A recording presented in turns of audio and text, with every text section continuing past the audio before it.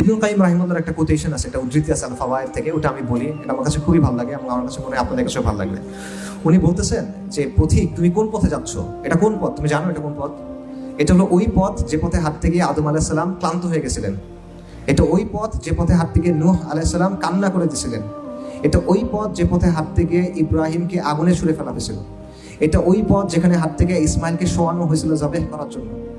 এটা ওই পথ যেটার জন্য সস্তা দামে বিক্রি করে দেওয়া হয়েছিল ইউসুফ আলাইহিস সালামকে, কারাগারে থাকতে হয়েছিল থেকে কয়েক বছর। এটা ওই পথ যেখানে হাঁটার জন্য জাকারিয়াকে করাত দিয়ে দ্বিখণ্ডিত করা হয়েছিল। এটা ওই পথ যেখানে যাওয়ার জন্য জবেহ করা হয়েছিল সাইয়্যিদিনা ইয়াহইয়াকে। এটা ওই পথ যেখানে আইয়ুব আলাইহিস সালাম রোগে ভুগছিলেন। এটা ওই পথ যেখানে দাউদ আলাইহিস সালাম তার কান্না সব সীমা অতিক্রম করে চলে গেছিল। এটা ওই পথ যেখানে হাঁটতে গিয়ে ঈসা আলাইহিস সালাম নিঃসঙ্গ জীবনযাপন করতে হয়েছে। এবং এটা ওই পথ যেখানে জন্য রাসূলুল্লাহ সাল্লাল্লাহু আলাইহি ওয়াসাল্লামকে অসংখ্য